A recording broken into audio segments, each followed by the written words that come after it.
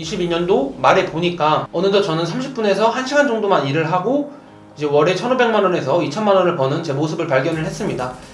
그리고 지금은 현재 휴학이 아닌 자퇴를 한 상황입니다.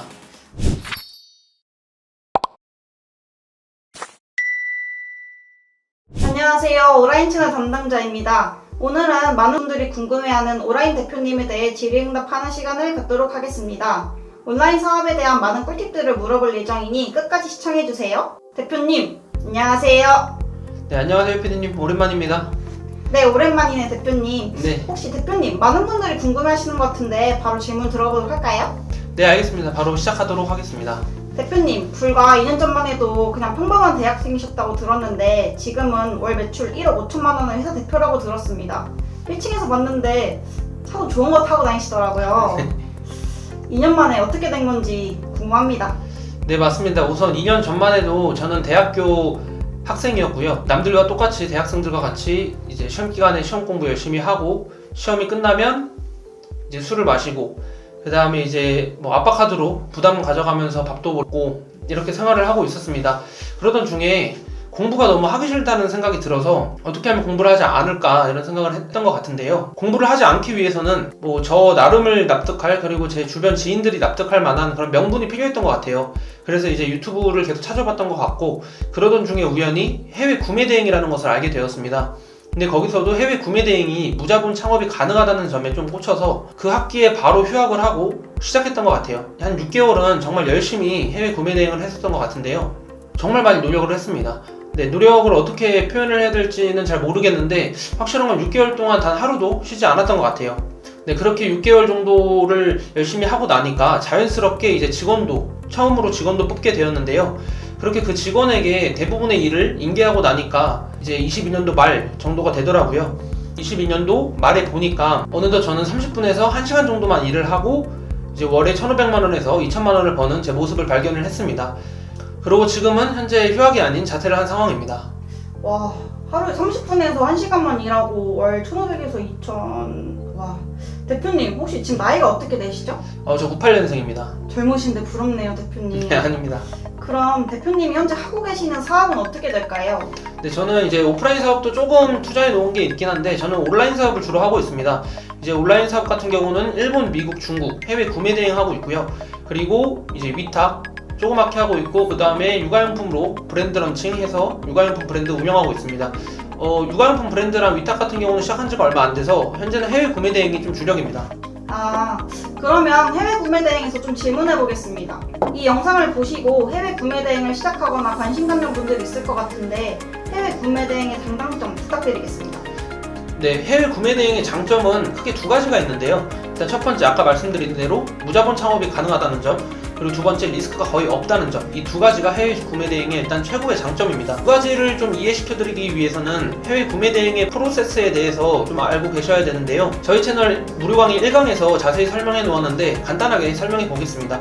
해외 구매 대행 같은 경우는 재고를 쌓아두고 판매하는 것이 아닙니다. 주문이 들어온 이후에, 즉 고객이 실제로 결제한 이후에 그 제품을 저희가 건바이 건으로 구매를 하는 것이기 때문에 무자본 창업이 가능하고 리스크가 거의 없다고 할 수가 있습니다. 그래서 이게 이 두 가지가 해외 구매 대행의 최고의 장점으로 생각되고요. 물론 단점도 있습니다. 해외 구매 대행 같은 경우는 결국에는 내 제품이 아니라 남의 제품을 판매하는 것이기 때문에 거기에서 오는 한계가 저는 분명히 있다라고 생각을 합니다. 저희 제품이 아니라 남의 제품을 판매하는 데서 오는 한계가 분명히 있다라고 생각을 하고, 그리고 앞서 장점에서 말씀드렸듯이 진입장벽이 좀 비교적 낮기 때문에 경쟁자들이 좀 많다는 그런 단점도 좀 존재할 것 같아요. 좋은 답변 감사합니다. 그럼 지금 당장 구매 대행을 시작하려고 하시는 분들은 뭐부터 해야 할까요? 네, 이제 처음 바로 구매 대행을 즉 사업을 시작하시려는 분들은 먼저 사업자 등록증이나 통신판매와 신고증 같은 이제 서류를 발급을 받으셔야 되고요. 그 다음에 발급 이후에 바로 오픈마켓, 스마트 스토어나 쿠팡 같은 곳에 입점을 하면 됩니다. 근데 전혀 겁먹으실 필요 없습니다. 스마트 스토어나 쿠팡 같은 오픈마켓 입점이나 이런 서류 같은 경우는 정말 쉽게 발급받을 수 있고, 발급받는 방법을 정말 상세하게 전자책으로 만들어 놓은 것을 제가 유튜브 댓글이나 카페 등에 올려놓을 테니 천천히 따라해 보시면서 하시면 충분히 하실 수 있을 겁니다. 감사합니다. 저도 해외 구매 대행 시작해보고 싶어지는데요. 또 대표님의 하루 루틴도 궁금합니다. 혹시 공유해 주실 수 있을까요? 하루 루틴 같은 경우는 일단 사업을 시작하면서 제가 제일 많이 바뀐 부분이 뭐냐면, 기존에는 이제 시간으로 돈을 샀다면 사업을 시작한 이후부터는 돈으로 시간을 사야 된다라고 생각을 합니다. 그렇기 때문에 사업을 시작한 이후부터는 정말 시간을 소중히 여기는 것 같아요. 앞서도 말씀드렸듯이 22년도 같은 경우는 정말 하루에 10시간씩 일만 했습니다.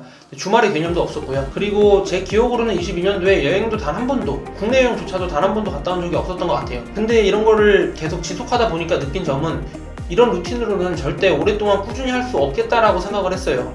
요즘에는 저만의 888 법칙을 만들어서 조금 생활하고 있습니다. 888 법칙에 대해서 조금 설명해 드리자면, 저는 하루에 반드시 최소 8시간 이상은 자려고 노력을 하고 있고요.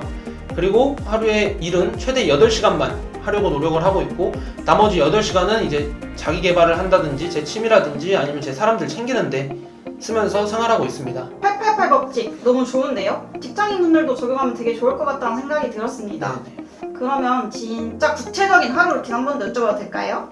아, 죄송합니다. 제가 생각해보니까 동문서답을 좀 하고 있었네요. 구체적인 하루 루틴에 대해서 말씀드리겠습니다. 일단 저는 요즘 12시에는 무조건 휴대폰을 거실에 충전을 해놓고 잡니다.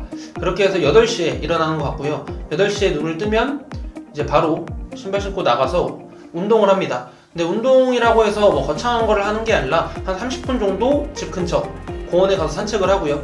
그리고 돌아와서 30분 정도 집에서 홈트레이닝, 메모 운동 위주로 그냥 간단하게 홈트레이닝을 합니다. 그럼 이제 9시가 되는데 9시부터 한 30분 정도 이제 아침 뉴스를 보면서 밥을 먹고요. 그 다음에 이제 그 이후에 피아노, 제 취미인 피아노를 치고, 그리고 이제 씻고 출근을 하면 11시 정도가 됩니다. 11시 정도에 출근을 해서 중간에 밥을 한번 먹고요. 무조건 7시에서 7시 반 이전에는 퇴근을 하는 것 같아요. 그리고 제가 그 이후에는 조금 외향적인 성격이 조금 강해서 대부분 친구들이랑 놀거나 밖에서 시간을 좀 보내는 것 같고, 그리고 12시에 다시 잠을 잡니다. 오, 확실히 하루 루틴이 되게 디테일하네요. 역시나 시간을 소중하게 여기시는 모습이 보입니다. 저도 본받아야겠어요. 그리고 젊은 나이에 사업을 시작하셨는데 혹시 사업을 하시면서 힘들었던 상황 또는 극복 방법에 대해 들어볼 수 있을까요? 사업을 하면서 말씀 주신 대로 젊은 나이에 좀 사업을 하기도 했고 어려움이 되게 많았어요. 없었다면 거짓말이고, 일단 기본적으로 재무적인 부분이 있는 것 같아요. 이거는 저뿐만 아니라 사업을 하는 모든 사람들이 좀 겪는 어려움인 것 같은데요. 재무, 말 그대로 돈입니다. 당장 최근에만 보더라도 티몬 UF 사태가 있었잖아요. 거기에 인터파크도 포함이 되었는데 저희 회사 같은 경우는 인터파크의 매출이 조금 잘 나오는 상황이어서 티몬 UF 사건으로 약 2천만 원 정도가 지금 현재 묶였고, 그리고 무엇보다 또 월에 1,500만 원에서 2천만 원 정도가 나오는 파이프라인이 소멸하게 되었습니다. 이러면서 단기적으로 재무적으로 되게 회사가 좀 힘든 상황에 처했었는데요. 근데 이 부분은 사업을 하는 사람이라면 누구나 대비를 하고 감수해야 될 부분이라고 생각을 합니다. 무엇보다 제가 제일 사업을 하면서 힘들었던 점은 사람이었던 것 같아요. 저는 좀 어린 나이에 빠르게 좀 조직을 구성하는 진짜 회사다운 회사를 만들고 싶었고, 그런 마음에 좀 조급하게 2년 동안 많은 사람들을 뽑고 사업을 최대한 많이 확장해 나갔던 것 같아요. 그러다 보니까 다양한 사람들이랑 일을 하게 되었었는데 저의 능력 부족인지 그리고 경험 부족인지는 잘 모르겠지만 많은 사람들과 지금 현재 일을 같이 하지 못하고 있고, 지금 현재 4명이서 4인 기업을 운영하고 있습니다. 이렇게 어찌됐건 저희 회사에 열심히 일을 하려고 온 사람들과 결국에는 같이 일을 하지 못하고 떠나 보내야 된다는 이 점이 되게 많이 힘들었던 것 같고요.